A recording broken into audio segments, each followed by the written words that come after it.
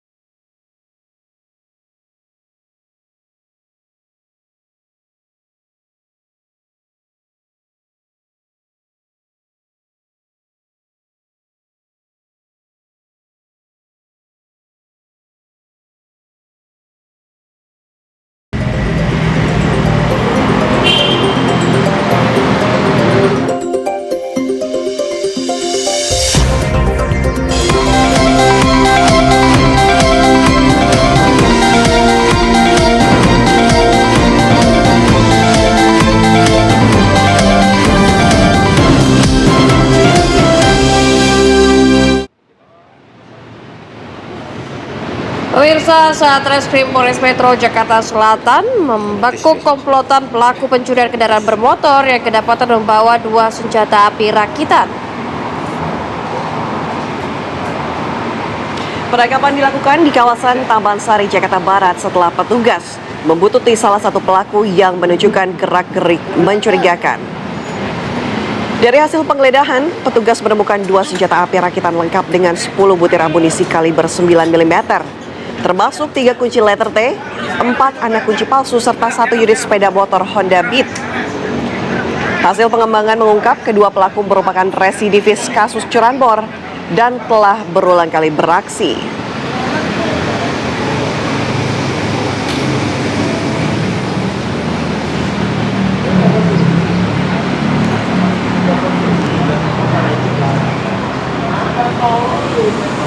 Setelah buron hampir 6 bulan, mantan Ketua Ormas di Medan, Sumatera Utara akhirnya ditangkap polisi. Sebelumnya Polsek Sunggal menggerebek salah satu sekretariat Ormas di Medan Sunggal yang dijadikan lokasi perjudian. Ya, Frans Sanjaya Siahaan, mantan Ketua Ormas di Medan, ditangkap unit Reskrim Polsek Sunggal.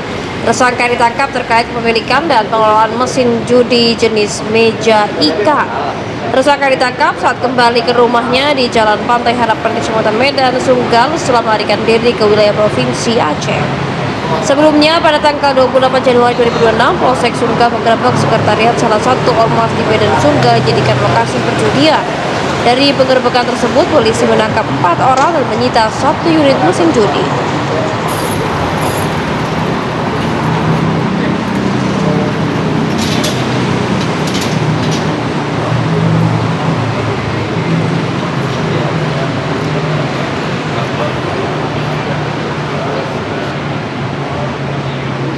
Assalamualaikum warahmatullahi wabarakatuh. Selamat pagi pemirsa, apa kabar Indonesia? Baik, kembali hadir Anda dengan seperti malam dengan rekan saya Nati Alita. Apa kabar Fatima? Baik, alhamdulillah. Apa kabar Ana? Baik pagi. sekali. Kayaknya hari ini banyak sekali kisah kasus yang bisa kita ceritakan ke publik. Apa aja tuh Ana?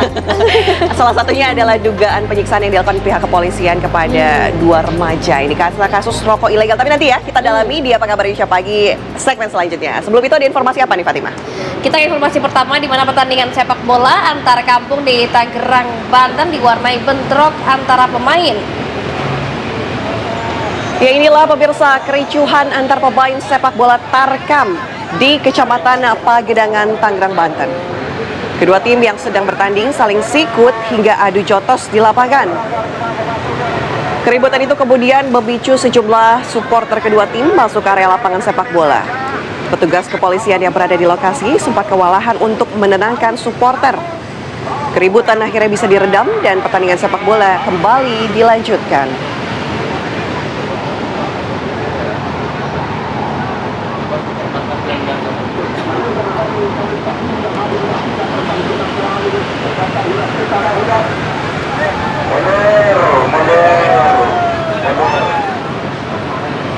Beralih ke Jawa Tengah, pemirsa, ledakan diduga terjadi pada sebuah mesin pengolahan pabrik robotan nikel kawasan industri Candi, Semarang, Jawa Tengah. Ya, dalam ledakan ini 1 orang pekerja meninggal dunia, seorang pekerja meninggal dunia dan 8 orang mengalami luka-luka. Polisi memastikan ledakan ditimbulkan akibat adanya tekanan besar pada mesin pengolahan. Untuk penyidikan penyebab kebakaran itu, beberapa saksi yang berada di lokasi akan dimintai keterangan dan lokasi kejadian dilakukan penutupan.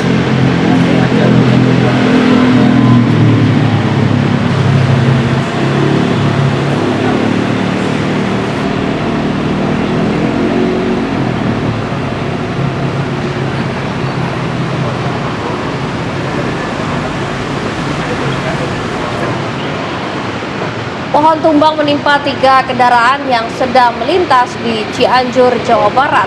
Akibat peristiwa ini sejumlah pengendara mengalami luka ringan. Pohon jenis mahoni tumbang dan menghantam angkutan umum minibus dan sepeda motor yang melintas di Jalan Raya Cianjur, Bandung. Kendaraan ringsek pada bagian depan. Pohon juga menimpa pengendara sepeda motor hingga luka-luka. Tim dari Damkar Cianjur langsung menyingkirkan batang pohon setinggi 10 meter yang sempat menutup arus lalu lintas.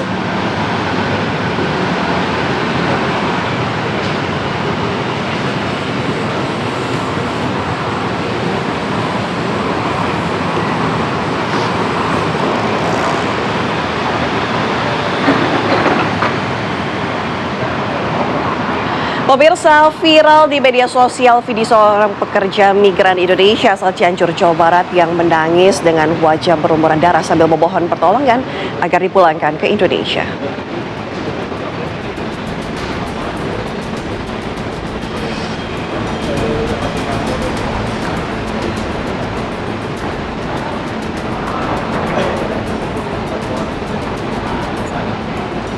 Ya pemirsa, dalam video seorang pekerja migran tersebut meminta pertolongan kepada Gubernur Jawa Barat Deddy Mulyadi dan Presiden Prabowo Subianto agar segera memulangkannya dari Libya. Wanita itu diketahui bernama Al-Juwariyah, 43 tahun, warga Kampung Babakan, Turuy, Desa Karangwangi, Kecamatan Cilacap, Cianjur, Jawa Barat. Ia berangkat bekerja pada tahun 2025 sebagai asisten rumah tangga dan hingga kini telah bekerja selama 14 bulan di Libya. Sang suami membenarkan bahwa wanita di dalam video tersebut merupakan istrinya. Darah yang mengucur tersebut disebabkan kecelakaan kerja lantaran terjatuh terbentur kaca, di mana saat bekerja dalam kondisi sedang sakit dan kelelahan karena bekerja di 2 majikan. Sang suami juga menyayangkan tindakan perusahaan yang memberangkatkan istrinya. Sebelumnya dijanjikan akan bekerja di Turki, namun pada kenyataannya bekerja di Libya. Bahkan selama istrinya berada di Libya, sempat 9 kali ganti majikan karena alasan tidak cocok. Dalam komunikasi terakhir dengan keluarga, Al-Juwariyah mengaku mengalami sakit lambung akibat sering terlambat makan dan diharuskan bekerja hampir tanpa waktu istirahat.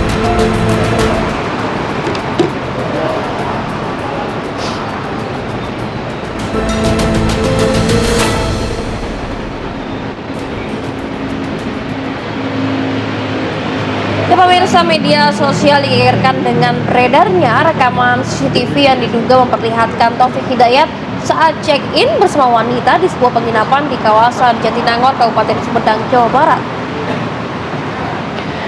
Rekaman CCTV memperlihatkan pria yang diduga Taufik Hidayat datang ke penginapan dan kemudian melakukan proses check-in. Taufik terlihat masuk ke kamar bersama seorang wanita berpakaian merah pada Maret 2026. CCTV juga merekam gerak-gerik mencurigakan pelaku yang sempat mondar-mandir. Tak lama kemudian, pelaku keluar dari kamar sambil membawa helm dan segera meninggalkan lokasi. Penjaga penginapan menuturkan dirinya mendengar keributan dari lantai bawah. Saat dicek, wanita yang datang bersama pelaku dalam kondisi panik karena ponsel miliknya juga dibawa kabur oleh Taufik. Kasus yang menyeret nama Taufik Hidayat mencuat dalam 2 pekan terakhir. Saat ini, Taufik telah ditangkap polisi atas dugaan penyekapan dan penganiayaan.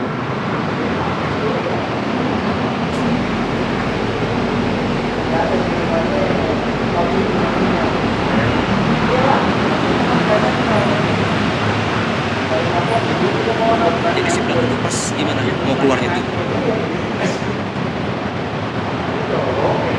Beralih ke informasi lainnya pemirsa, kasus aplikasi presensi ilegal yang dilakukan ribuan ASN di Pemkab Brebes, Jawa Tengah akhirnya berhasil dibongkar jajaran Satreskrim Polres Brebes. Ya, polisi mengungkap tersangka utama membuat aplikasi ilegal bernama Person yang berfungsi untuk menerobos aplikasi resmi presensi milik pemerintah Kabupaten Brebes. Setelah aplikasi tersebut berhasil dibuat, para pelaku kemudian mengedarkan aplikasi absensi ilegal tersebut kepada ribuan ASN sehingga dapat digunakan untuk melakukan presensi.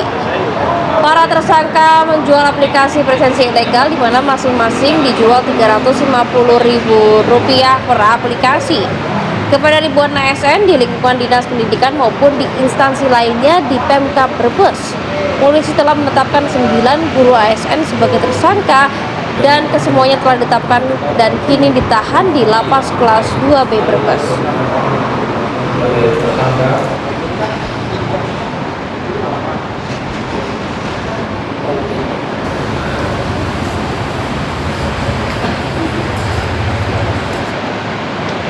Pemirsa, kita akan mengupdate informasi lainnya di mana kita akan mengupdate situasi lalu lintas di Jakarta dan sekitarnya. Sudah rekan Brigadir Susan di sana. Selamat pagi Brigadir Susan, silakan dengan informasi Anda. Baik, terima kasih Ana dan juga Fatima. Kami update informasi kondisi lalu lintas pada pagi hari ini melalui CCTV dari NTMC Korlantas Polri. Lokasi yang pertama saya ajak kita pantau di JPO Kuningan, Jakarta Selatan. Lalu lintas pada pagi hari ini bertepatan dengan jam memulainya aktivitas.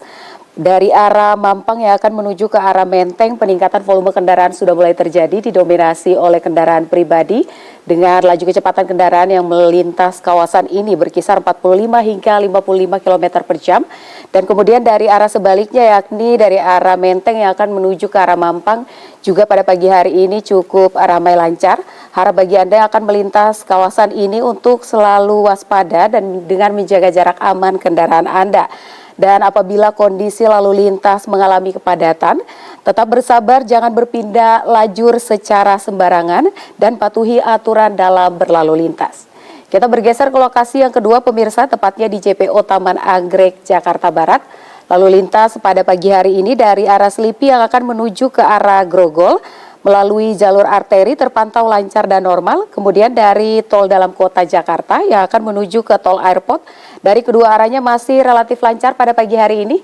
Kemudian dari tol Jakarta yang akan menuju ke arah Tangerang pada pagi hari ini juga masih kondusif lancar. Kami himbau bagi Anda para pengendara agar tidak berhenti atau menaik dan menurunkan penumpang di kawasan ini di bahu jalan atau badan jalan dikarenakan akan menghambat kondisi lalu lintas di sepanjang kawasan ini.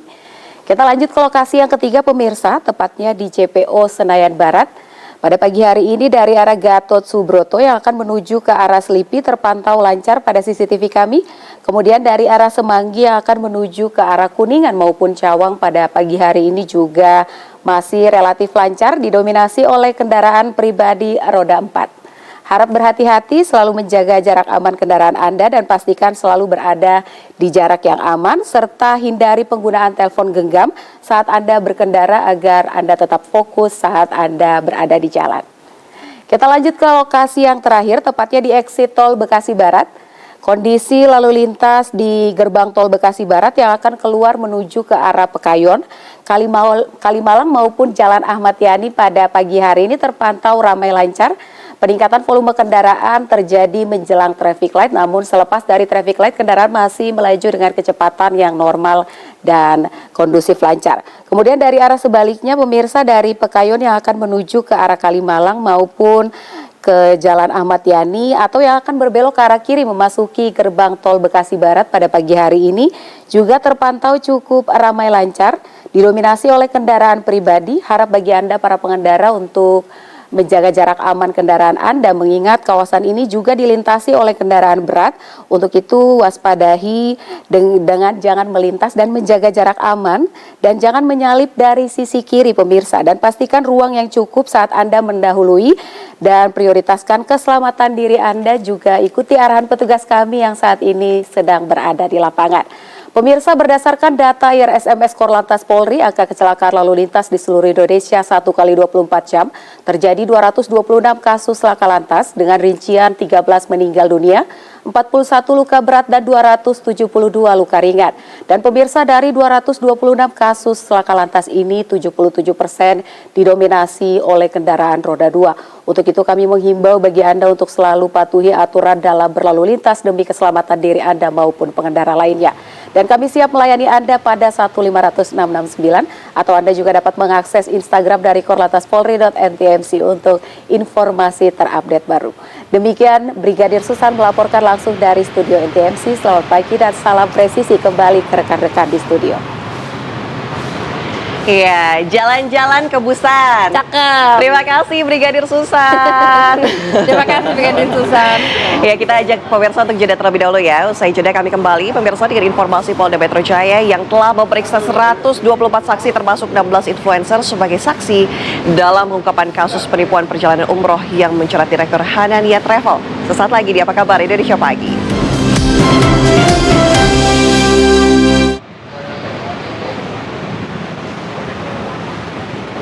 Terima kasih Anda masih bersama kami. Pemirsa, Presiden Prabowo Subianto memimpin upacara peringatan Hari Bayangkara ke-80 di Satuan Latihan Brimopolri Cikeas Kabupaten Bogor pada Rabu pagi. Ya, dalam upacara ini, Presiden bertindak sebagai inspektur upacara pada puncak peringatan Hari Bayangkara ke-80 yang mengusung semangat pengabdian Polri kepada masyarakat. Presiden Prabowo memberikan bintang kehormatan Bayangkara Nararkya kepada 3 personel Polri. Rangkaian acara juga diisi dengan atraksi dan demonstrasi kemampuan personil Polri serta defile pasukan.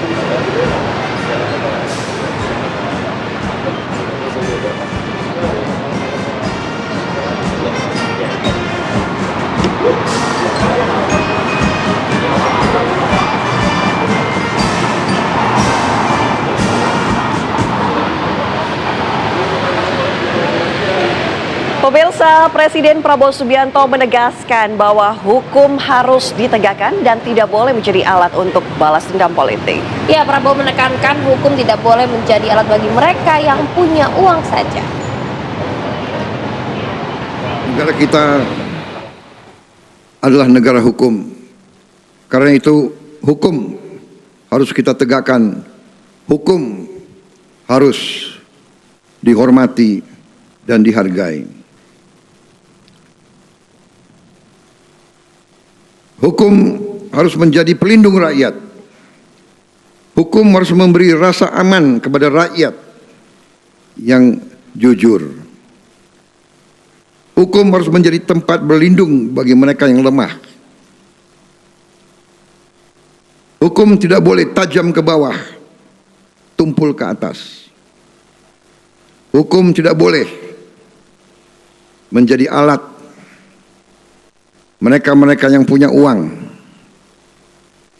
Hukum tidak boleh menjadi alat balas dendam politik.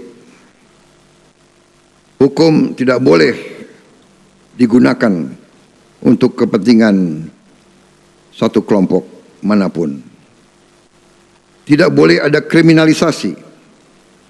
Tidak boleh ada penyalahgunaan wewenang.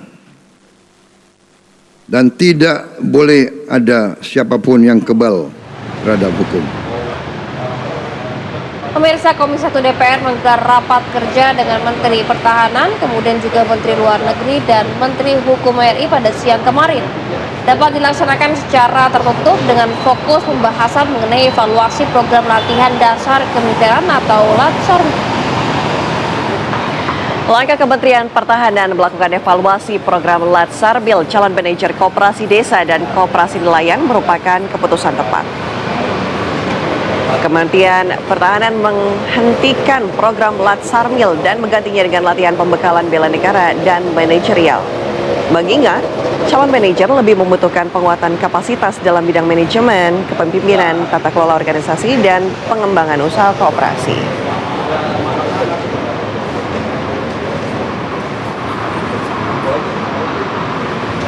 Kemudian kami juga sudah menyampaikan kepada anggota Komisi 1 bahwa kami sudah merevisi program ini yang semula mereka juga akan menjadi komponen cadangan.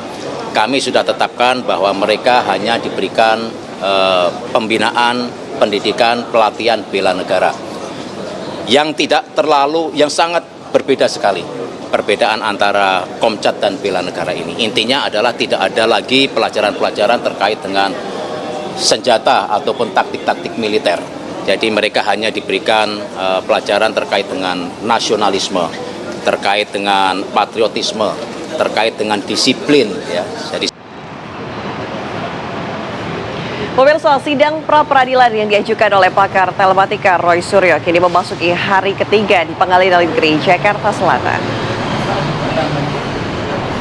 Persidangan yang berlangsung secara maraton ini masuk dalam agenda pengajuan bukti surat dan dokumen dari pihak pemohon maupun termohon serta pemeriksaan saksi atau ahli dari pihak pemohon.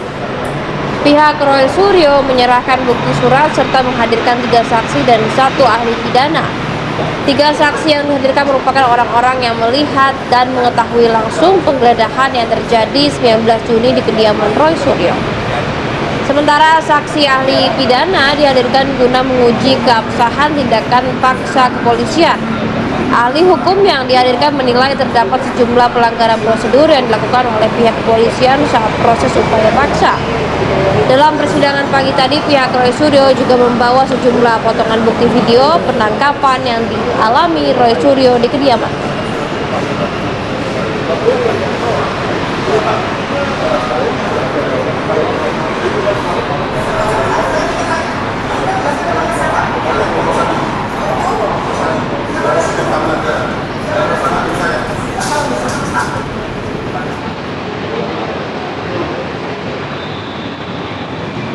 Pengungkapan kasus penipuan perjalanan umroh yang menjerat Direktur Hanania Travel terus dikembangkan. Polda Metro Jaya telah memeriksa 124 saksi termasuk 16 influencer sebagai saksi. Selain memeriksa saksi yang menjadi korban, polisi juga meminta keterangan dari para influencer yang pernah kerjasama dengan Hanania Travel. Keterangan dari para saksi termasuk influencer nantinya akan menjadi bahan pengembangan kasus travel yang memiliki korban diduga mencapai ribuan orang dan total kerugian ratusan miliar rupiah. Penyidik juga telah menyita total 110 juta rupiah yang merupakan uang saku para influencer.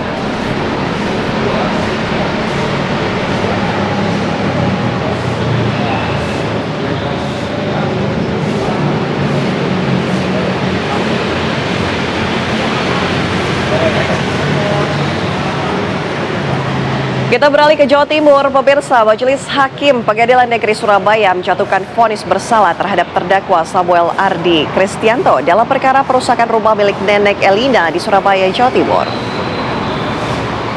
Terdakwa Samuel Ardi Kristianto divonis 3 tahun 20 bulan penjara dalam kasus pengusiran dan perusakan rumah milik Nenek Elina di Jalan Duku Puankan, Surabaya. Nenek Elina selaku korban yang turut hadir menyaksikan persidangan mengaku kecewa. Kuasa hukum Nenek Elina menilai vonis hakim terlalu ringan dan tidak sebanding dengan apa yang dialami kliennya saat peristiwa pengusiran tersebut. Kuasa hukum juga menilai hakim mengabaikan fakta persidangan terutama terkait kepemilikan rumah.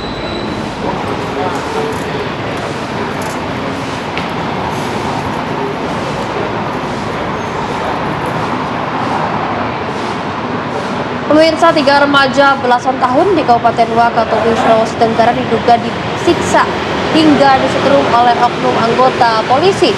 Informasinya kami hadirkan usai jeda berikut ini, tetap bersama kami.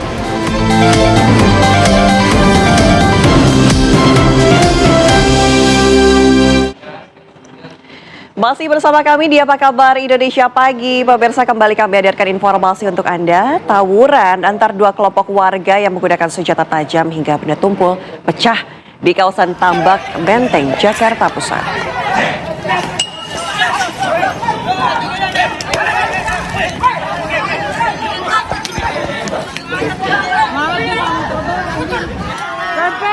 Dalam rekaman video amatir yang beredar memperlihatkan 2 kelompok warga ini terlibat aksi tawuran. Berbagai jenis senjata tajam seperti celurit, parang hingga benda tumpul seperti bambu, kayu, dan lempar-lemparan batu digunakan para pelaku untuk melukai lawannya.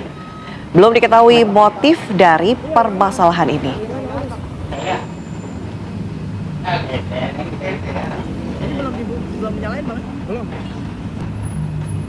Belum dinyalain, Bang.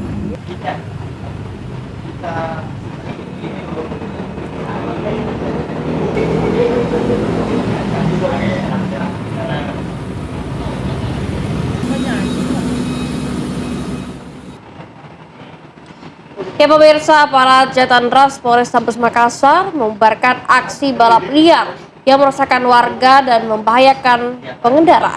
14 remaja diamankan bersama sejumlah sepeda motor.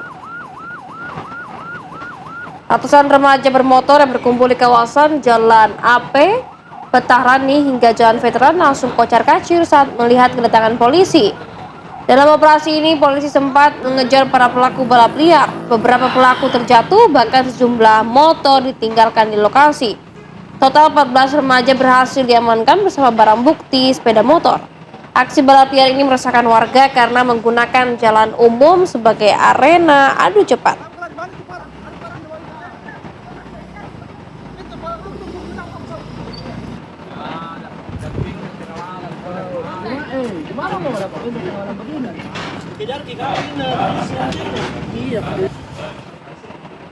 Pemirsa, warga desa Ngingga, Serembyong di Kecamatan Gedek, Kabupaten Mojokerto ini digegerkan dengan penemuan jasad seorang sukarelawan pengatur lalu lintas atau Supeltas di aliran sungai irigasi dangkal.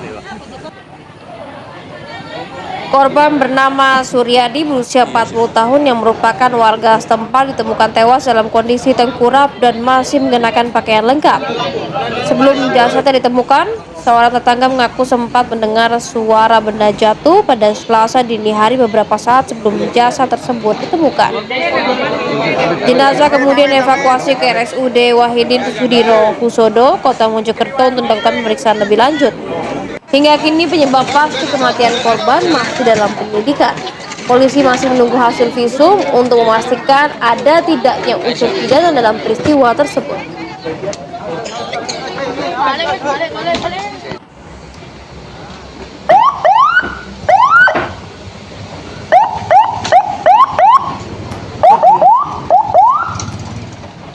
Pemirsa, warga digegerkan dengan ditemukannya sesosok mayat pria tanpa identitas di daerah aliran sungai Walanai, Kabupaten Wajo.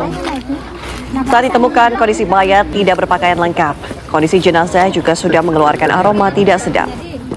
Dengan menggunakan perahu, warga kemudian mengevakuasi jenazah tersebut ke darat. Dari hasil pemeriksaan sementara pihak kepolisian dan puskesmas, tidak ditemukan tanda-tanda kekerasan di tubuh korban. Diperkirakan korban telah meninggal 4 hari yang lalu.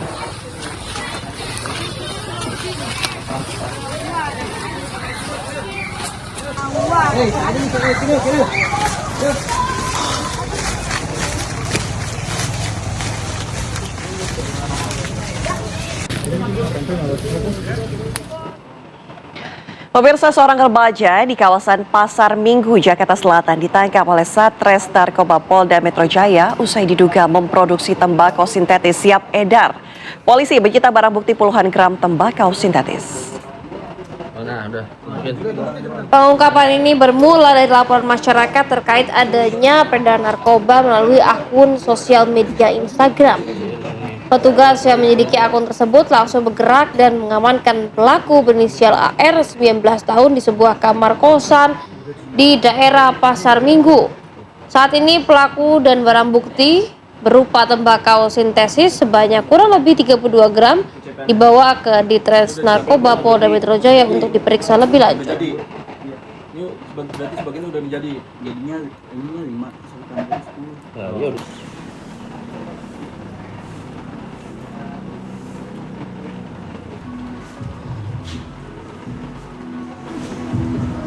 18 klip tembakau sintetis. Pemirsa, aksi nekat dua pelaku curanmor di Bengkulu terekam kamera pengawas dan viral. Pelaku menggasak motor milik seorang karyawan toko pakaian tepat di depan mata korban. Inilah rekaman CCTV saat aksi pencurian motor milik Wagiono, salah seorang karyawan toko pakaian di Kelurahan Tanah Patah, Kota Bengkulu. Mirisnya pemirsa, aksi pencurian tersebut dilakukan persis di hadapan korban yang lengah akibat aksi bermain handphone. Korban sempat berusaha mengejar, namun kedua pelaku berhasil melarikan diri. Kini kasus ditangani pihak kepolisian setempat.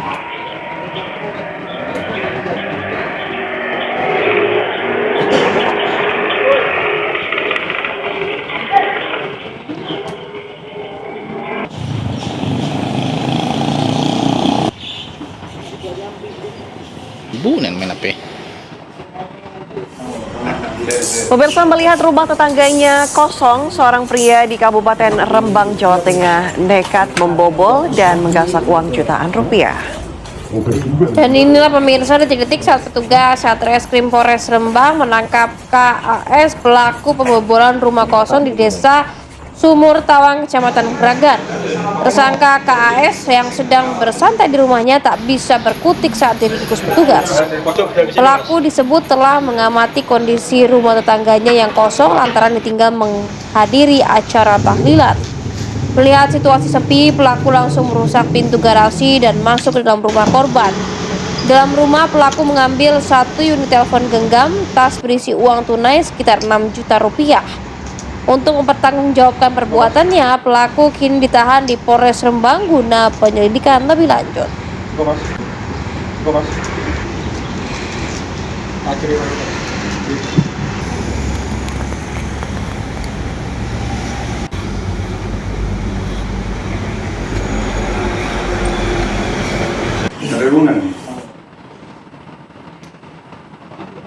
Ya pemirsa, 3 remaja di Kabupaten Wakatobi, Sulawesi Tenggara disiksa hingga disetrum oknum anggota polisi. Salah satu pelaku bahkan dipaksa terjun ke laut dengan kondisi tangan terborgol. Motifnya diduga karena setoran hasil penjualan rokok ilegal korban tak sesuai dengan keinginan.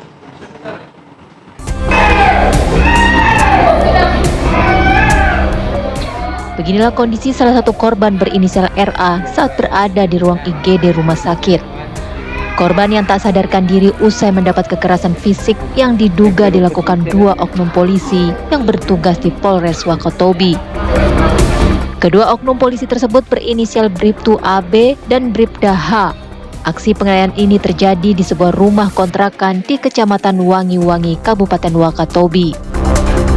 Peristiwa ini berawal saat Bribtu AB menyuruh RA 17 tahun dan LS 16 tahun untuk menjual rokok tidak bercukai sebanyak 76 slop. Setelah semua rokok habis terjual, kedua korban lalu menyetorkan uang hasil penjualan rokok sebesar 7 juta rupiah. Namun oknum polisi meminta mereka menyetor 10 juta rupiah. Kedua oknum polisi ini pun murka lantaran uang setoran dianggap tak cukup. Kedua korban kemudian disekap hingga semalaman. Saat itu, kedua korban dihujani tendangan dan pukulan. Tak hanya itu, kedua remaja tersebut disetrum menggunakan alat kejut listrik dan dipukuli. Kamu dipukulin di asrama polisi itu tuh? Iya. Terus setelah itu? Setelah itu dia bawa saya sambil dia borgol tanganku. Situ pas di depan kantor polisi dia borgol tanganku, baru dia bawa saya di bagian jembatan. Kapolres Wakatobi AKBP I Gusti Putu Adi memastikan jika dugaan penganiayaan yang melibatkan 2 anggotanya akan diproses sesuai hukum yang berlaku. Dugaan tindak pidana yang dilakukan oleh 2 personel kami secara profesional, tidak tebang pilih, dan kami kepada korban akan bertanggung jawab. Saat ini kedua oknum polisi yang menjadi terduga pelaku penganiayaan anak di bawah umur tersebut masih menjalani pemeriksaan. Keduanya ditempatkan di tempat khusus atau patsus sambil menunggu proses pemeriksaan lebih lanjut.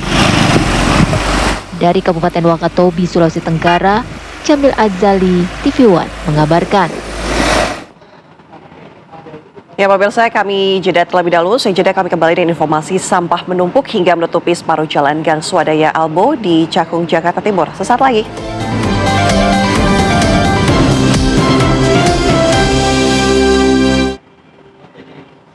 Terima kasih Anda masih bersama kami. Kita ke informasi selanjutnya pemirsa, di mana anjloknya harga jual telur yang berada di bawah biaya produksi membuat sejumlah peternak di Kabupaten Pandeglang merugi.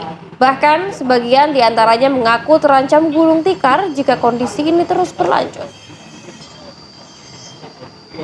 Nuraini, salah satu peternak ayam petelur di Kelurahan Jehut di Banten, mengeluhkan anjloknya harga telur di tingkat peternak. Sementara itu biaya produksi terutama harga pakan ayam masih tergolong tinggi. Saat ini harga telur di tingkat peternak dijual Rp20 hingga Rp21.000, turun sekitar Rp4 hingga Rp5.000 dari harga normalnya ini Rp25.000 per kilogram. Ketimpangan tersebut membuat keuntungan Nuraini terus tergerus bahkan berubah menjadi kerugian. Nuraini berharap pemerintah segera mengambil langkah untuk menstabilkan harga telur serta mengendalikan harga pakan ternak. Bahkan ya Fatima, di supermarket kemarin baru saja beli telur harganya Rp23.000 per kilogram, itu murah sekali dibandingkan harga normalnya biasanya Rp28.000, Rp30.000. Ini katanya kan harga pakannya masih tinggi sedangkan harga telurnya melonjak. Mungkin pemerintah juga bisa membantu ya para peternak ini. Tapi kita sih sebagai konsumen senang ya kalau dikasih harga murah dengan kualitas baik. Semoga kondisinya kembali stabil ya harganya ya. Sama juga pemirsa, ini harga telur anjlok terjadi di wilayah Kabupaten Kuningan, Jawa Barat, di mana harga telur di tingkat peternak saat ini berkisar Rp18.000 hingga Rp19.000 per kilogramnya. Harga telur ayam yang anjlok dalam 1 bulan terakhir membuat peternak di Desa Ciniru Jalasana, Kabupaten Kuningan, Jawa Barat merugi. Tak hanya menanggung kerugian akibat harga jual yang di bawah biaya produksi, peternak juga dihadapi naiknya harga pakan. Dalam sehari peternak biasanya sehari bisa menjual telur sebanyak 50 kilo. Namun sejak harga anjlok hasil panen telur menumpuk. Para peternak berharap kepada pemerintah segera turun tangan agar bisa kembali harga telur normal seperti biasanya.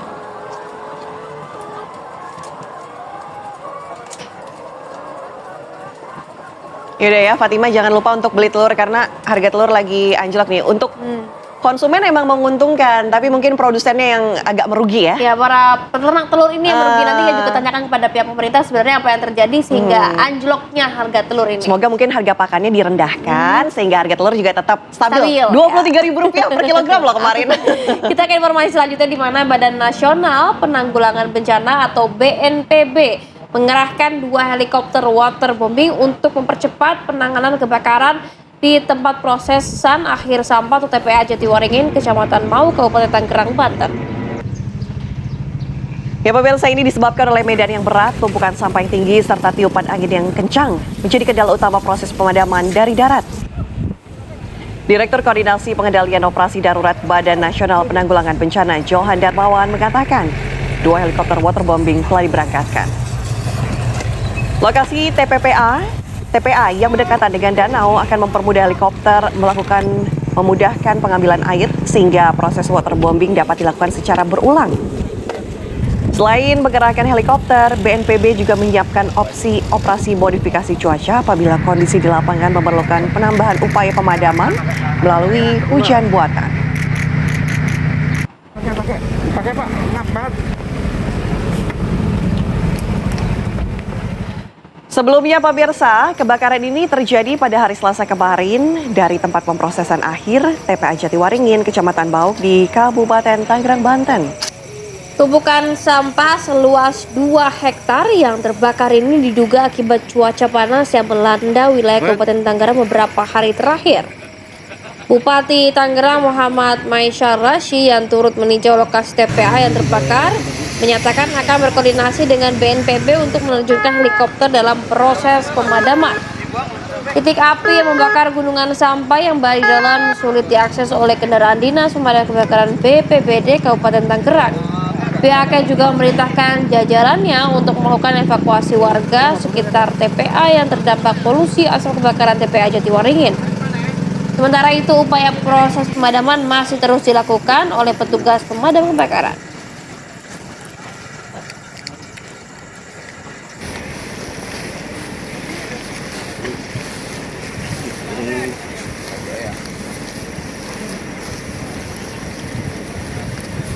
Nah, lampu dong.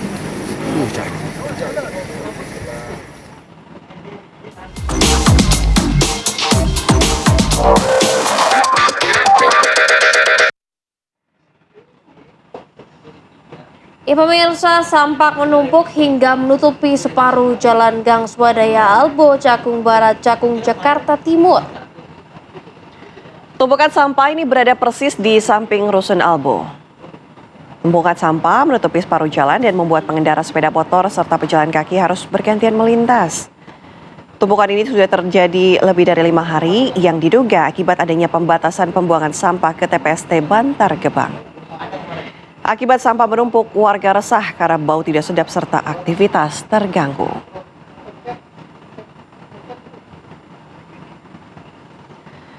Langsung saja pemirsa, kami hadirkan informasi terkini di lokasi. Di wilayah tersebut sudah ada rekan kami Putri Lestari yang kemudian akan mengabarkan informasinya saat ini seperti apa. Putri, silakan informasi lengkapnya.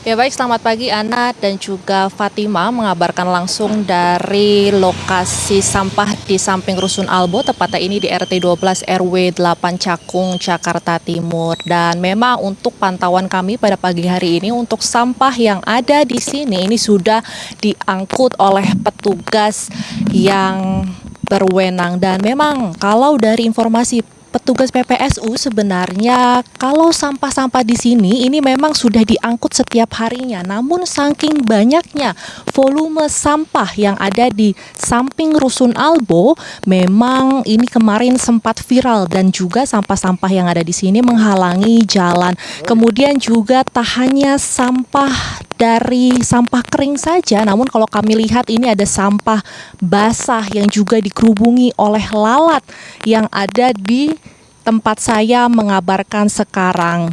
Di tempat saya mengabarkan sekarang ini tak hanya lalat, kemudian juga ini agak bau tidak sedap yang membuat kami juga harus menutup hidung ketika kami ini meliput di depan sini, Ana dan juga Fatima. Dan memang kalau dari informasi yang kami dapatkan baik dari warga sekitar maupun juga dari petugas PPSU, ini tak hanya warga dari RT 12 RW 8 saja yang membuang sampah di samping Rusun Albo di Cakung, Jakarta Timur, namun juga warga-warga lainnya, baik dari warga daerah lain yang mereka menggunakan motor dan juga mobil, kemudian dengan sembarangan membuang sampah ke sini, yang sehingga membuat volume sampah yang ada di samping Rusun Albo ini kemarin sempat menghalangi jalan dan juga menimbulkan bau yang tidak sedap. Dan memang untuk pantauan kami pagi hari ini, dari sampah-sampah yang ada di sini itu sudah mulai berkurang.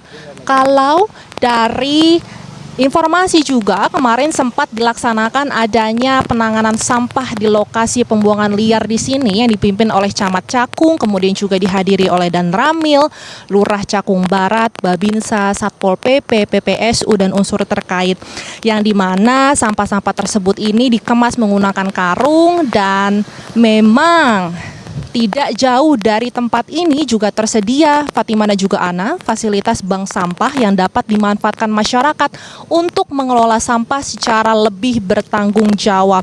Dan kemarin juga dari suku dinas lingkungan ini mengerahkan 8 unit truk, kemudian juga ada alat berat atau shovel, serta personil pendukung untuk melakukan pengangkutan dan juga pembersihan sampah yang ditargetkan memang sudah selesai. Dan juga ini sebagai tindak lanjut di lokasi tempat saya mengabarkan sekarang ini, tempat sampah ini nantinya akan dijaga oleh Satpol PP, PPSU, Babinsa, dan juga lain sebagainya. Tadi juga ketika sampai di sini, Ana dan juga Fatima, saya sempat bertemu dengan petugas PPSU yang ada di sini, dan mereka ini dibagi ada shift-shiftannya, dari shift jam 11 malam, kemudian juga shift jam 7 pagi, shift jam 3 sore untuk menjaga dari sampah-sampah yang ada di sini. Nah, untuk mengetahui apakah warga sekitar sini merasa terganggu dengan bau yang tidak sedap, kemudian juga kalau Anda lihat ini di tempat saya mengabarkan sekarang ini banyak sekali lalat-lalat yang berlalu lalang dan cukup mengganggu Anda dan juga Fatima. Saya sudah bersama dengan salah satu warga yang sepertinya sama seperti saya, ini tapak kebauan ya Bu ya? Iya. Ibu, selamat pagi Ibu. Iya, pagi. Bu, sebagai warga di sini Bu, merasa terganggu nggak sih? Dan tadi kan saya sempat ke rumah Ibu, banyak lalat ya Bu dari rumah. Ini gimana sih Bu tanggapannya Bu? Iya, terganggu, banyak lalat itu. Kalau pintu nggak ditutup masuk semua tuh lalatnya, bau kalau hujan air sampah turun ke warga di RT 12 ini kan turunan tuh. Jadi banjir. Ini alhamdulillah sudah terang, sudah ditarik. Cuma nggak ada penghasilan bagi yang pemulung-pemulung ya. Ibu, kalau dari warga sekitar sini melihat sampah-sampah ini udah nggak diangkut berapa lama sih, Bu? Kurang tahu ya, orang begitu diangkut cuma nggak habis gitu. Diangkut setiap hari truk datang, truk sampah. Tapi udah lama nggak sih, Bu, sampah-sampah di sini dijadikan pembuangan sampah liar? Lama lah, Ibu 2011 ke sini udah jadi TPS ini. Udah, cuman nggak begitu banyak. Sekarang ini banyak, tapi emang mobil tiap hari datang. Kemarin aja Senin 4 truk sampah.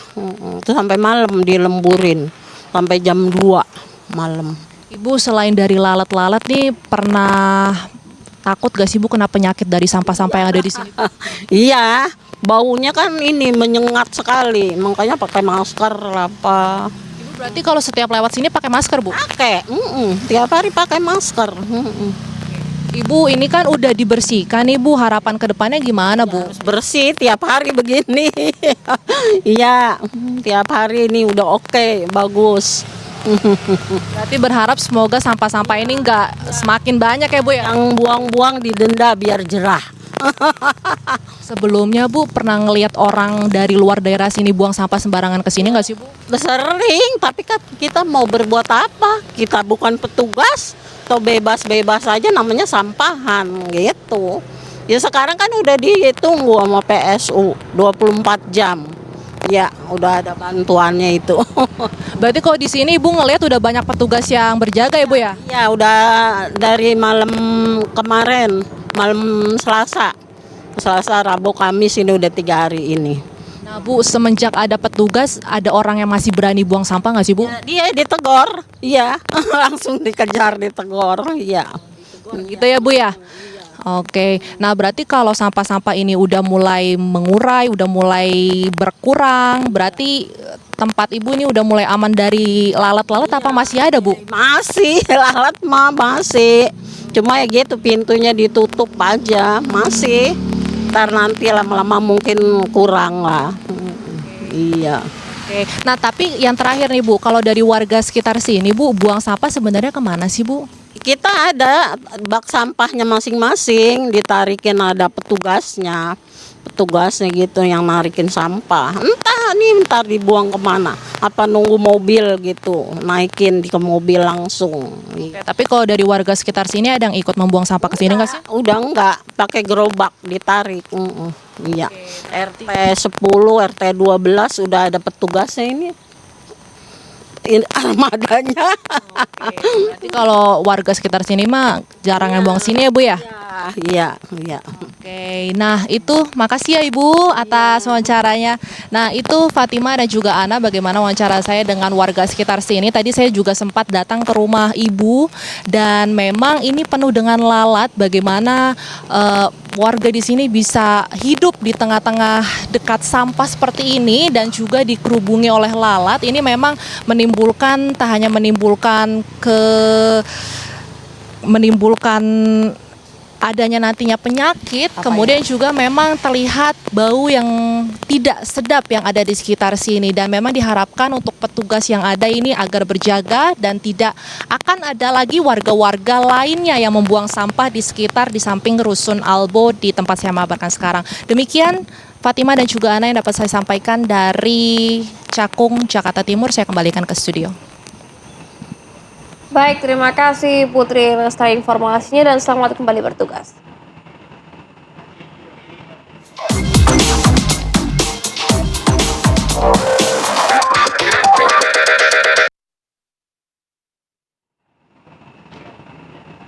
Pemirsa, polemik dugaan ijazah palsu Presiden ke-7 RI Joko Widodo memasuki babak baru. Hari ini Dr. Tifa menjalani sidang perdana. Informasinya kami hadirkan usai jeda berikut ini, tetaplah bersama kami.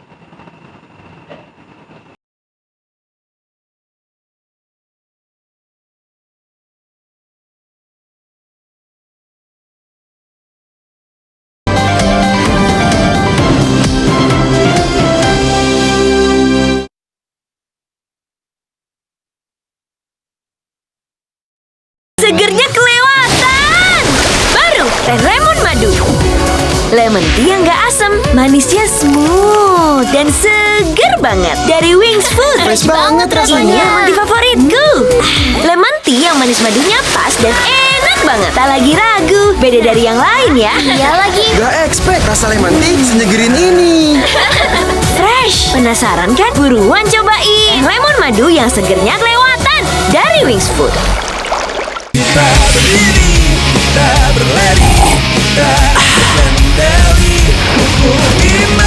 Kuku Bima, recharge energi untuk jalani hari. Kita pegang kendali.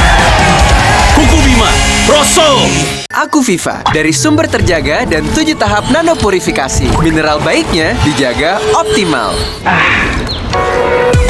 Murninya berasa. Sejukan hidup sepenuhnya, Aku Viva, murni dan pasti sejuknya dari Wings Food. Geger korban penyekapan penuh luka terungkap dari pesan misterius. Asmara berbuah nestapa, rumah indekos berselimut sunyi. Jejak buron berujung penangkapan, upaya komprehensif melindungi korban. Benang merah, sekap, senyap, The Series dalam Kabar Petang di TV One. Untaian ilmu dan nasihat dari guru-guru kita pekan ini, Syekh Fikri Thorik dan Ustazah Muawwana. Disiarkan langsung dari Masjid Jami Al-Hidayah, Jalan Ciremai Raya, Harapan Jaya, Kota Bekasi. Damai Indonesiaku, Sabtu, live hanya di TV One. Panggung akbar sepak bola dunia selalu memiliki daya tarik dan pesona. Aksi para bintang lapangan, gol berkelas, hingga hingar-bingarnya dukungan supporter berbagai negara. Saksikan keseruannya dalam Kabar Bola Dunia setiap hari live di TV One. Rangkuman berbagai kabar terbaru. PT Vektor Sakti Industries resmi melakukan peluncuran pabrik perakitan kendaraan komersil. Ini sesuatu yang sangat membanggakan. Ragam berita hangat, peristiwa skala nasional maupun internasional. Kota Petah Tikva di Israel membara usai serangan rudal Iran. Anjing militer Israel diduga menyerang pria di dalam masjid. Kabar siang live di TV One.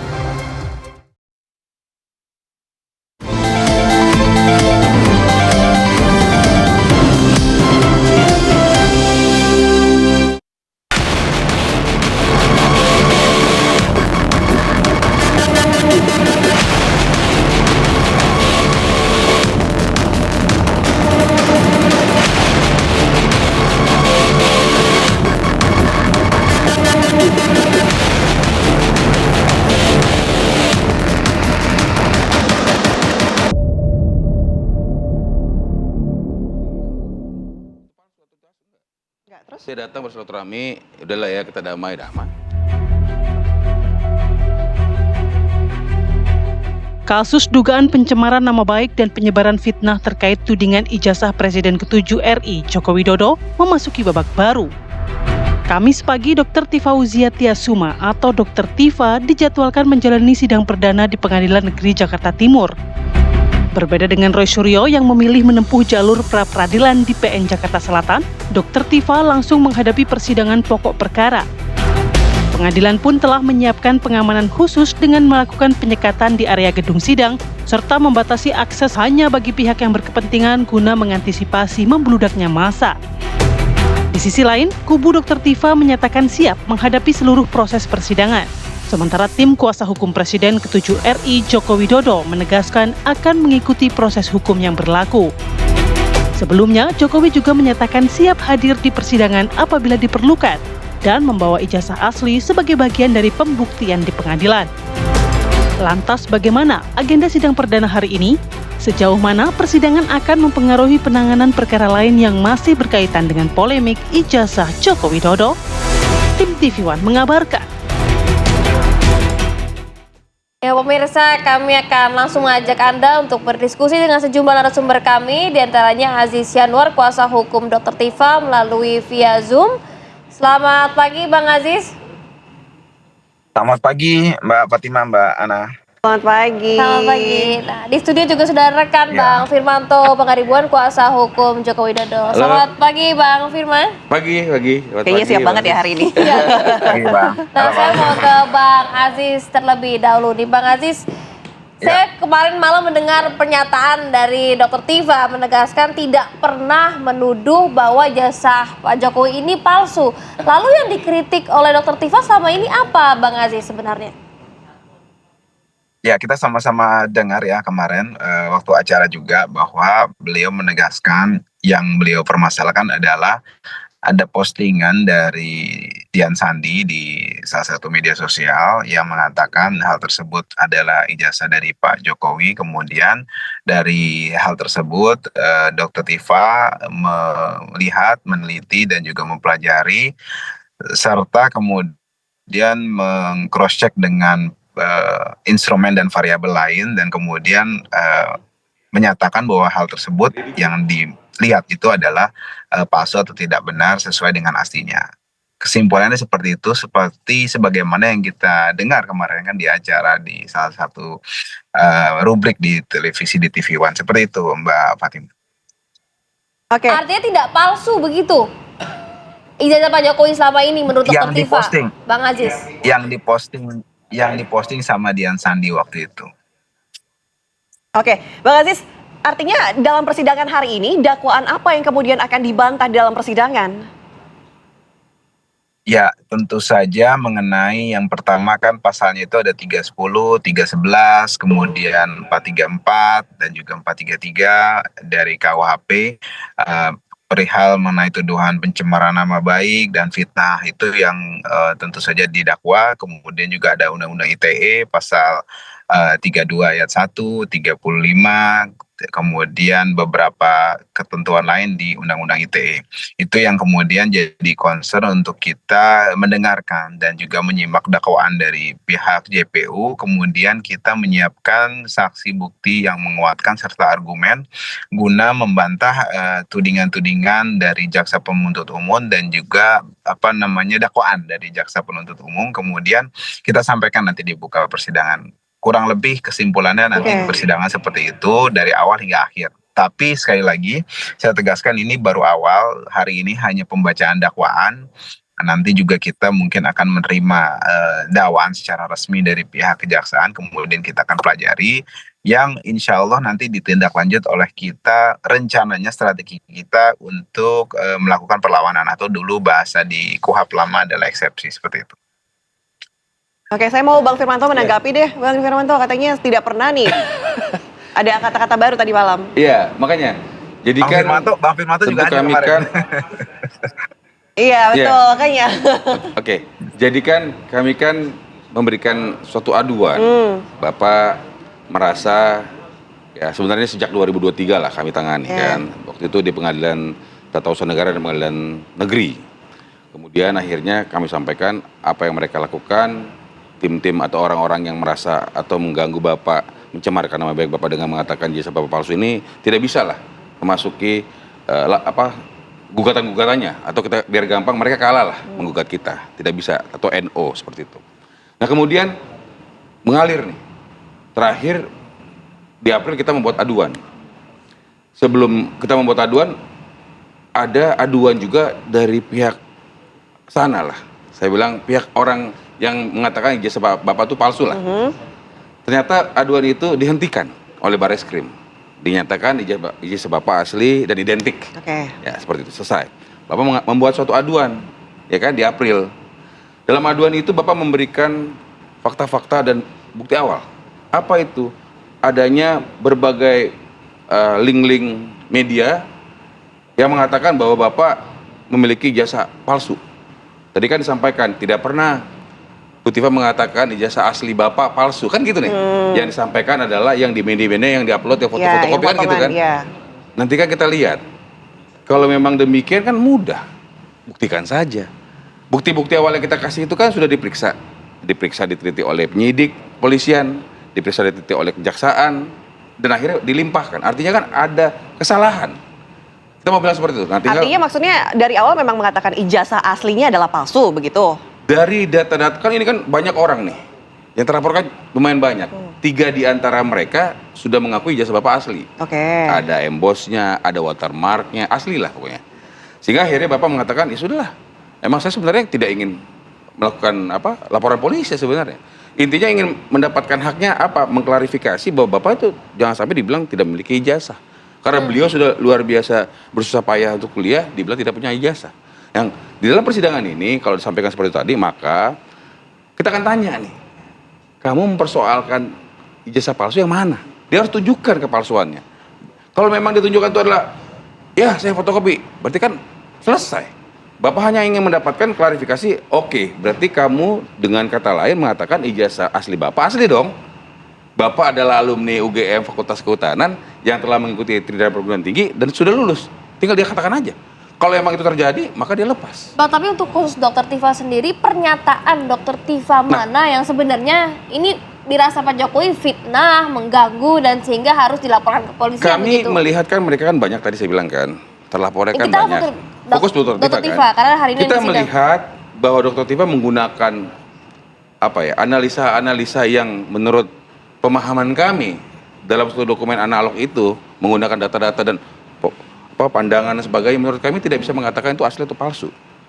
Yang dipersoalkan kan sekarang mau itu fotokopi kan adalah ijazah Bapak. Dia tidak bisa bersilat lidah. Dia tidak bisa mengatakan, loh, saya tidak pernah mengatakan ijazah asli Pak Jokowi palsu. Dia tidak pernah mengklarifikasi. Dia hanya mengatakan ijazah Pak Jokowi palsu. Sampai tadi malam pun dia katakan 93,sekian% palsu. Saya katakan di situ. Kalau begitu, apakah masih mungkin asli?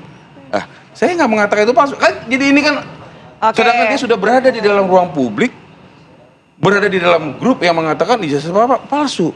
Kan jadi ini kita harus clearkan. Jadi menurut saya, Bapak hanya tinggal datang menyampaikan aduannya.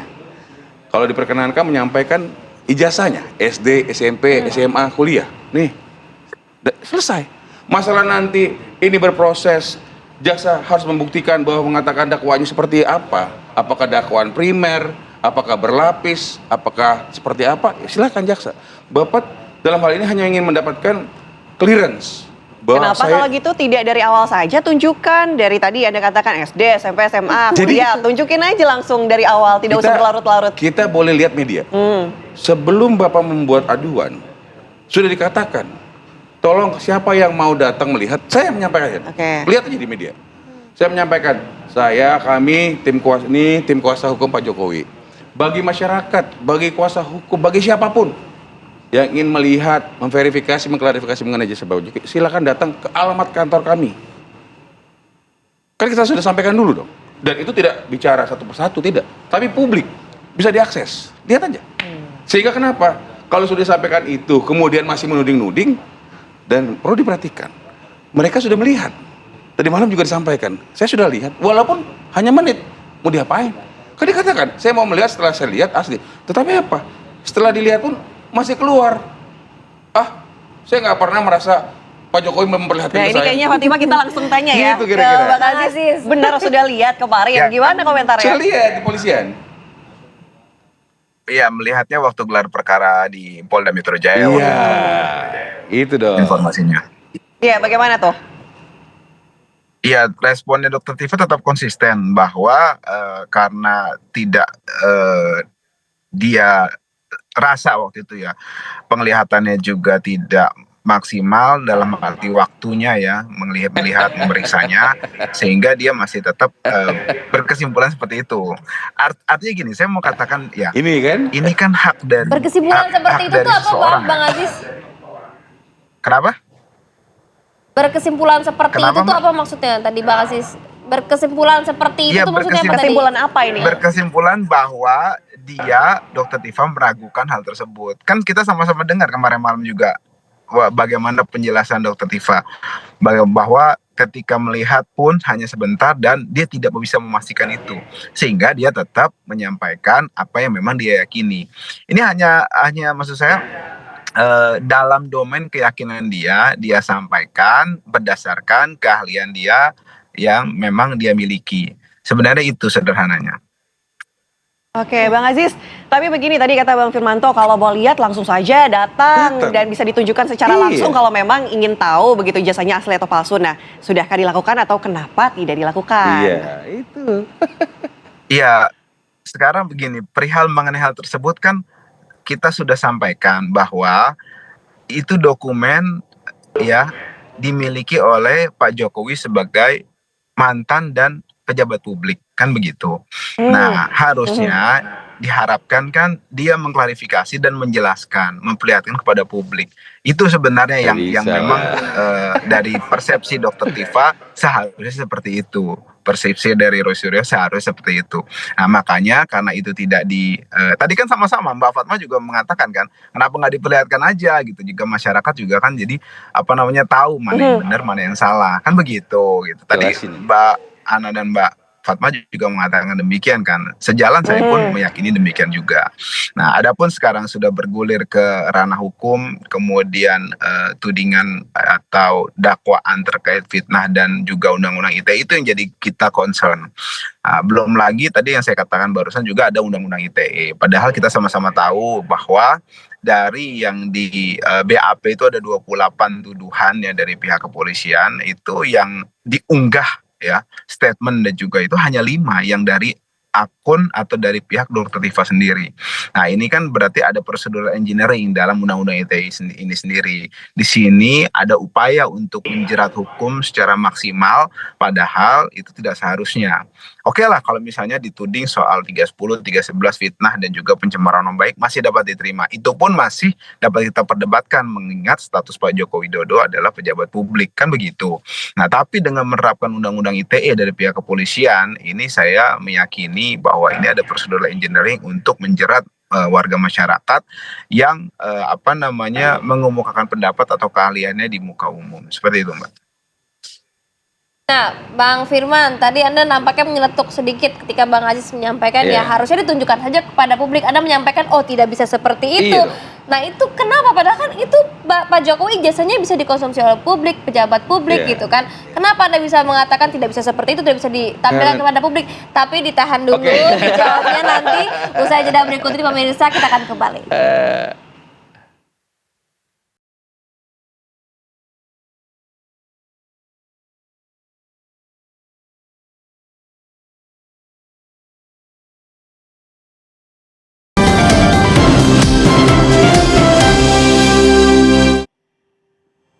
Terima kasih Anda masih bersama kami pemirsa. Kita kembali melanjutkan diskusi. Saya kembali menanyakan ke Bang Firman tadi pertanyaan yang gantung. Bang Firman bilang, lo nggak bisa gitu dong, nggak bisa ditunjukkan langsung. Itu kenapa Bang Firman? Kalau ujung-ujungnya nanti di pengadilan juga diunjukin gitu. Jadi kan ini kan sudah berlangsung cukup lama. Paling tidak saya sekitaran 2023 tuh. Terus menggaungkan ijazah palsu. Tentu harus ada mekanisme. Bapak sudah menunjukkan sebenarnya ijazah, malah ke wartawan, supaya wartawan membroadcast. Sudah menyampaikan ke kami sejak 2022-2023, kurang lebih seperti itu. Menyampaikan kepada pihak-pihak yang memang ingin melihat, ada beberapa pihak yang ingin kita kasih lihat. Tadi kami sampaikan, kami juga memberikan konferensi pers beberapa kali untuk mengatakan jika ada orang yang ingin melihat, lihat nih kantor kami di situ, tolong datang. Nah, dengan demikian artinya apa? Bapak tidak berkewajiban untuk mengikuti keinginan mereka semua. Tapi kan jadi konsumsi publik, masyarakat luas, berlarut-larut. Jadi kok kemarin Pak Jokowi sudah menunjukkan ke masyarakat, selesai begitu. Kurang apa? Bapak sudah menyampaikan kemana-mana, pihak issuer, UGM, ya, otoritas negara sudah mengatakan itu asli, puslapor negara sudah mengatakan itu asli, apalagi? Tapi nggak bisa, nanti habis beliau ada orang lain, tunjukin dong, gue belum lihat, terus tunjukin. Banyak, maka Bapak memilih.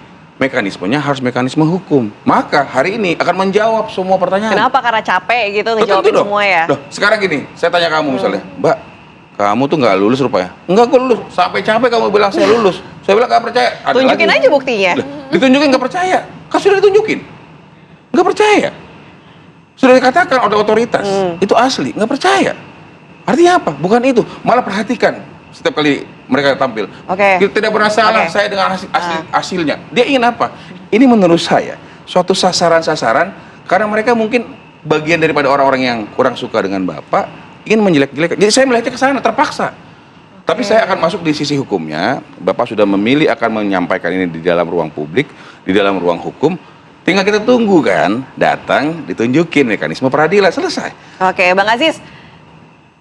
Dr. Tifa sendiri sempat mengatakan begitu ya di ruang publik, menyampaikan bahwa dia hanya menyampaikan pendapat dan juga hasil analisis. Ini tidak memenuhi unsur pidana. Tapi tadi Bang Firmanto mengatakan karena mungkin Pak Jokowi juga kelelahan menjawab semua pertanyaan yang terulang lagi, dikatakan palsu lagi. Bagaimana Bang Aziz menanggapinya? 3 tahun loh. Ya, ini menarik. Ini menarik yang disampaikan oleh Bang Firman tadi, menarik. Ada 2 poin yang saya garis bawahi, yaitu dijelek-jelekan dan kemudian ini orang tidak suka kepada Pak Joko Widodo. Maksud saya begini, sebagai seorang pejabat publik itu adalah resiko orang suka tidak suka terhadap seseorang. Itu maksud saya yang harus digarisbawahi. Jadi nggak bisa kita semua harus suka sama Pak Prabowo misalnya kan nggak bisa begitu juga, semua harus suka sama Gibran. Kan nggak seperti itu. Sebagai pejabat publik,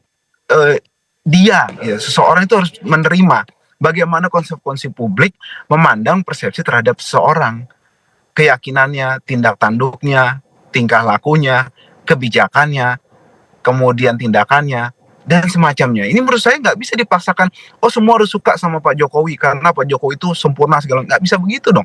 Itu maksud saya hak orang. Begitu juga menjelek-jelekan. Enggak dong. Sebagai pejabat kita ini bukan di Korea Utara yang semua harus suka sama Kim Jong Un. Semua nggak boleh jelek-jelekin. Kita ini katanya berdemokrasi. Demokrasi itu ya menerima sebagai pejabat publik. Di luar negeri itu bonekanya, bahkan dulu SBY pernah ada kebo gambarnya tulisannya SBY. Nggak pernah ada pelaporan, nggak pernah ada pemidanaan, nggak pernah ada satu orang pun dijeruji besi gara-gara buat kebo tulisannya SBY. Penghinaan kurang apa itu? Nah, cuma sebagai pejabat publik, kenegarawanan itulah yang ditunggu, ya. Karena dia tahu sebagai pejabat publik, resiko dia adalah ada like and dislike. Kebijakan setuju dari itu adalah bagian dari ranah publik yang memang menjadi dialektika yang membangun. Dari situlah masyarakat akan menilai, Dr. Tiffany nggak benar, sorry ini nggak benar. Dari situlah, bukan dibawa ke ranah seperti ini di pidana. Pidana itu kan ultimum remedium. Kemudian bagaimana seorang pejabat publik yang pernah berkuasa, memegang tampuk kekuasaan, menggunakan kekuasaannya ya untuk warga negara. Jadi undang-undang itu dibuat untuk melawan warga negaranya sendiri. Ini kan nggak benar. Maksud saya adalah dalam ini saya garis bawahi pihak kepolisian dan juga pihak pelapor itu sendiri gitu loh. Itu yang menarik dari pernyataan abang kita tadi. Itu yang saya tanggapi terkait dengan pertanyaan dari Mbak Fatima dan Mbak Ana juga. Seperti itu, Mbak. Bang Aziz, tapi bukan hanya masalah penghinaan saja, tapi Pak Jokowi merasa difitnah begitu, dibilang faktanya ini palsu padahal asli. Ini bagaimana? Tidak hanya penghinaan, tapi juga merasa difitnah, Bang Aziz, oleh klien Anda. Sekarang begini, faktanya adalah Pak Jokowi jadi wali kota, jadi gubernur, jadi presiden, bertahun-tahun jadi, menggunakan kekuasaannya dan juga semua privilege-nya. Di situ juga ada variabel ijazah juga. Masyarakat juga sebagian juga meyakini ijazahnya beliau asli dan benar. Menurut saya kurang apa? Menuju sempurna gitu. Tidak boleh anti kritik, ya. Sebagai mantan presiden tidak boleh kritis sama sekali. Kemudian tidak boleh ada lagi menghina. Masa begitu? Di negara, saya bilang ini di Korea Utara atau di Republik Indonesia gitu loh. Yang saya tadi kasih contoh, kurang hina apa ya dari presiden itu. Kalau Donald Trump hanya dibikin boneka dilempar-lemparin. SBY waktu itu ada kebo ditulis SBY, dibilang ini SBY karena kebo nggak bisa apa-apa segala macam. Kurang apa maksud saya? Tapi lihat kenegarawannya dan beliau akhirnya bersikap sebagaimana di negara demokrasi, konsisten. Ketika dia menyatakan ini demokrasi, dia menghormati pemilu tidak ada intervensi, kemudian juga tidak menggunakan kekuasaannya untuk memberangus demokrasi itu sendiri yang dia utarakan dan dia pelihara.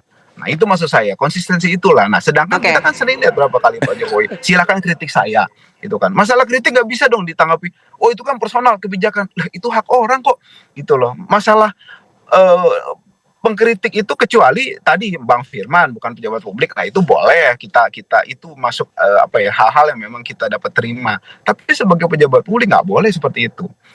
Itu dari persepsi kami, tim PH dan juga masyarakat seperti itu.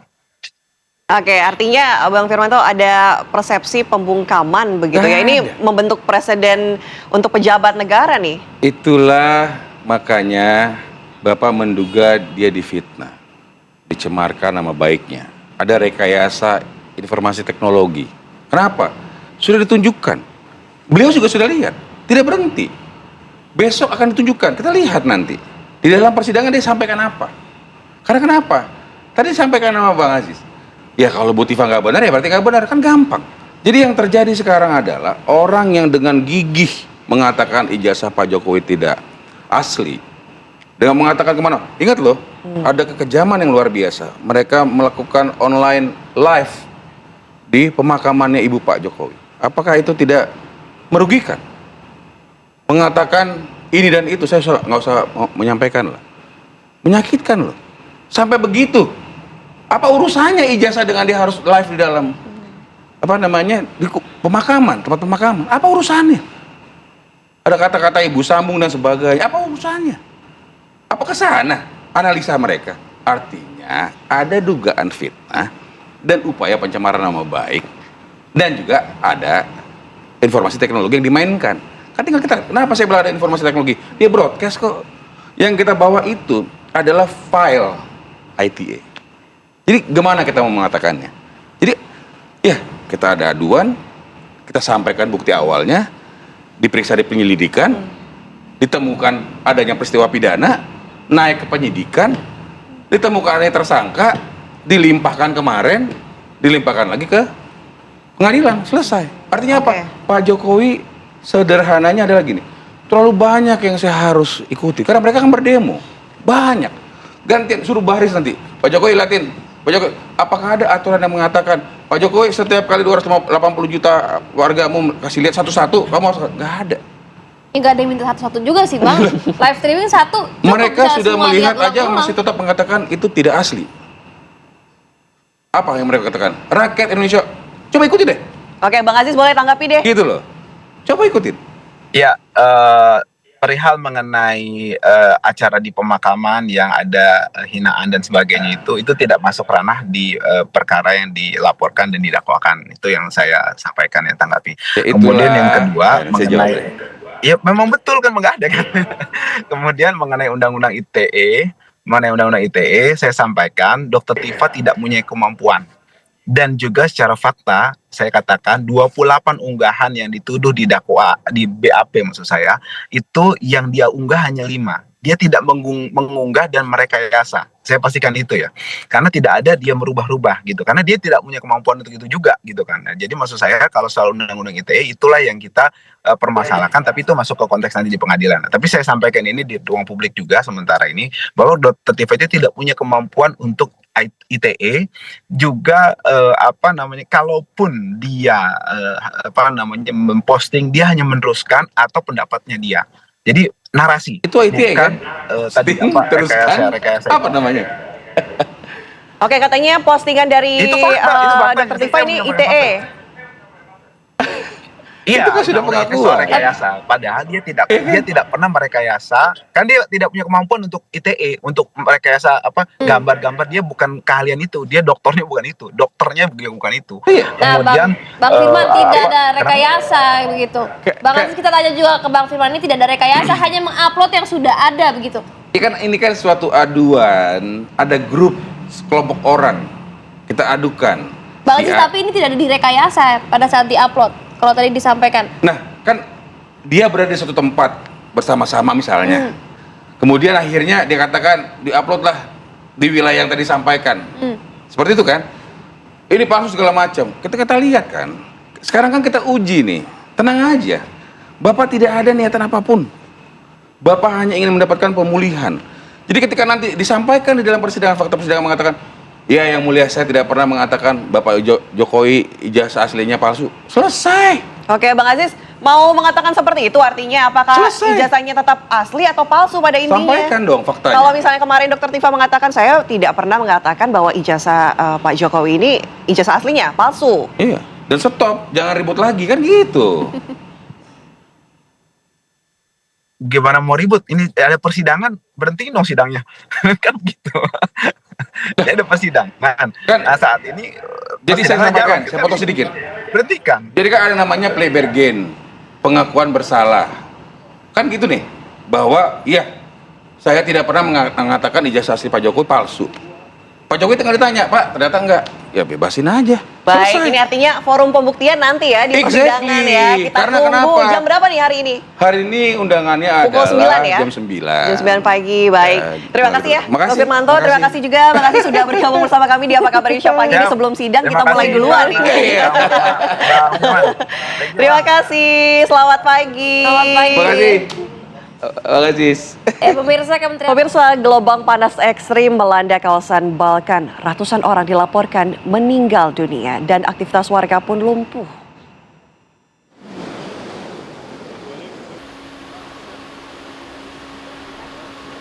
Dampak gelombang panas ini terasa di Belgrade pada Senin waktu setempat. Para warga terlihat berusaha mendinginkan diri. Ada yang berteduh di dekat air mancur, ada pula yang memanfaatkan kipas pendingin di kafe-kafe. Tak sedikit pula warga yang memilih pergi ke pantai danau untuk mencari kesejukan. Badan Meteorologi dan Hidrologi Serbia atau RHMZ sebelumnya sudah memperingatkan suhu diprediksi menembus 39 derajat Celcius pada Senin waktu setempat. Gelombang panas ini berlangsung hingga 20 Juni lalu. Berbagai wawancara sebagian besar warga Belgrade menilai perubahan iklim jadi penyebab utama gelombang panas.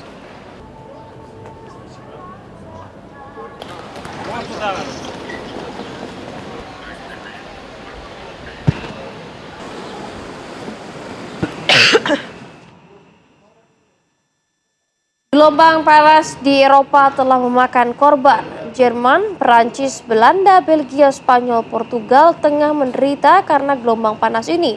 Bagaimana kondisi ini di sana saat ini? Berikut laporan Miranti. Pemirsa, saat ini negara-negara Eropa Barat tengah dilanda gelombang panas. Negara-negara seperti Jerman, Perancis, Belanda, Belgia, Spanyol, dan Portugal saat ini tengah menderita karena gelombang panas ini.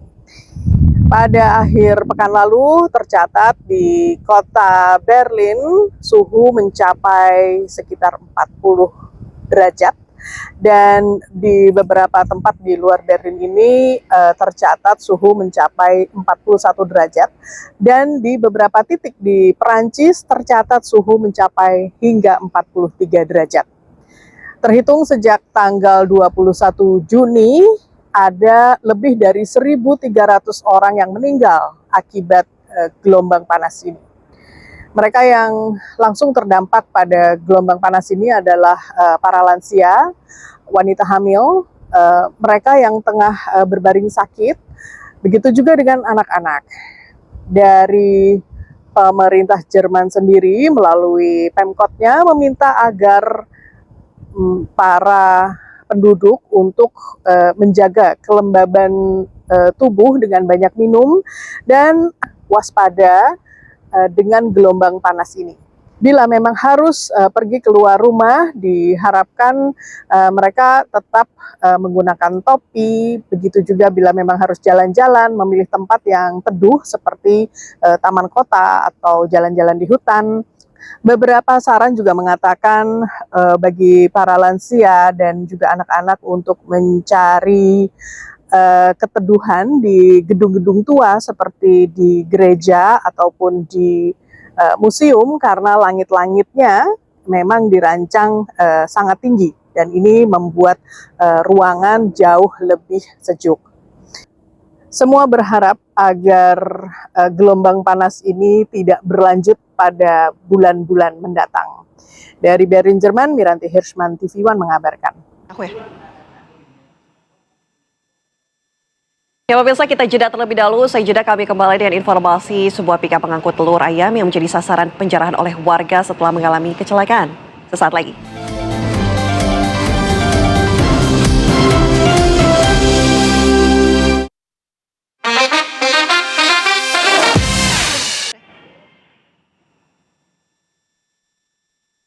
pemirsa, kita ke informasi selanjutnya di mana sebuah pick up mengangkut telur ayam menjadi sasaran penjarahan oleh warga setelah mengalami kecelakaan di Desa Kutawi, Kecamatan Bukateja, Purbalingga, Jawa Tengah. Dalam video yang beredar, warga beramai-ramai diduga mengambil telur yang masih utuh saat pemilik muatan mengaku masih terjebak dalam kabin usai insiden kecelakaan.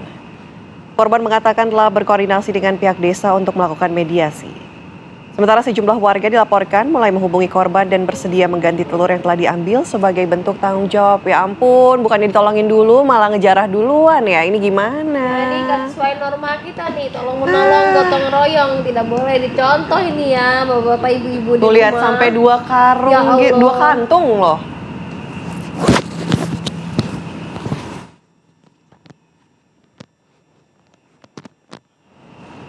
Baiknya ini kita tolong dulu ya. Tidak sesuai dengan norma kita ya, nggak gotong royong, harusnya saling membantu, saling gotong Bukan royong. saling mengambil barang. Iya, itu banyak banget itu, 1 ibu sampai 2 Aduh. plastik banyak begitu ya. Kita lanjutkan ya ke informasi selanjutnya untuk Anda pemirsa. Ini dari wilayah Tambora, Jakarta Barat, di mana ada seorang pria yang diduga mengalami gangguan jiwa membuat geger pengguna jasa transportasi komuter lain di Stasiun Duri Tambora, Jakarta Barat. Pria tersebut mengamuk, berteriak histeris sebelum akhirnya dievakuasi petugas dinas sosial. Ya, pria yang hanya mengenakan celana pendek tanpa baju itu duduk di dekat pagar besi sambil berteriak dan berbicara sendiri. Dalam ucapannya, pria diduga ODGJ ini mengaku sebagai mahasiswa sekaligus calon taruna Akademi Kepolisian.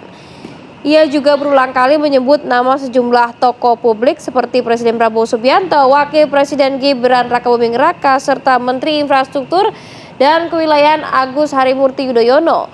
Petugas keamanan menerima laporan dan meminta bantuan dinas sosial untuk melakukan evakuasi. Tapi hafal nama-nama pejabat ya. Apa mungkin dia ingin menjadi pejabat? Ya. Cita-citanya begitu ya.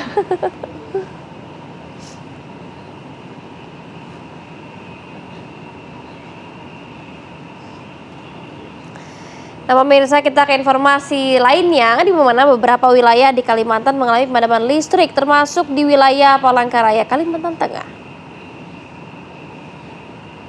Nah, video ini memperlihatkan bagaimana pemadaman listrik di Palangkaraya mengganggu ujian tesis pemirsa yang berada di UIN Palangkaraya. Video yang dibagikan platform TikTok ini telah ditonton 1,8 juta kali dengan like lebih dari 266.000. Pemadaman listrik dikabarkan sudah terjadi selama 2 pekan. PLN menyebutkan pemadaman dilakukan karena gangguan teknis pada salah satu unit pembangkit. Anas kena pemadaman listrik nggak? Alhamdulillah tidak ya. Semoga jangan aku 2 hari kena nih Anas. Di wilayah Jakarta. Jakarta Selatan. Tapi sekitar 15 menit sih, tengah malam mati 15 Ini kayaknya menit. gangguan terus-terusan ya. Ada apa ya? Semoga Mungkin kita cepat bisa selesai tanyakan ya.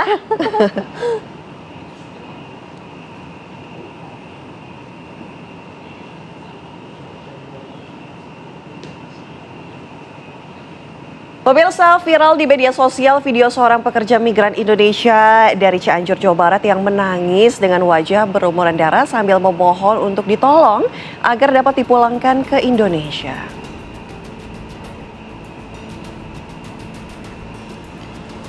Dalam video, seorang pekerja migran tersebut meminta pertolongan kepada Gubernur Jawa Barat, Deddy Mulyadi, dan Presiden Prabowo Subianto agar segera memulangkannya dari Libya. Wanita itu diketahui bernama Ai Juariah, 43 tahun, warga Kampung Babakan Turuy, Desa Karangwangi, Kecamatan Ciranjang, Cianjur, Jawa Barat. Ia berangkat bekerja pada tahun 2025 sebagai asisten rumah tangga dan hingga kini telah bekerja selama 14 bulan di Libya.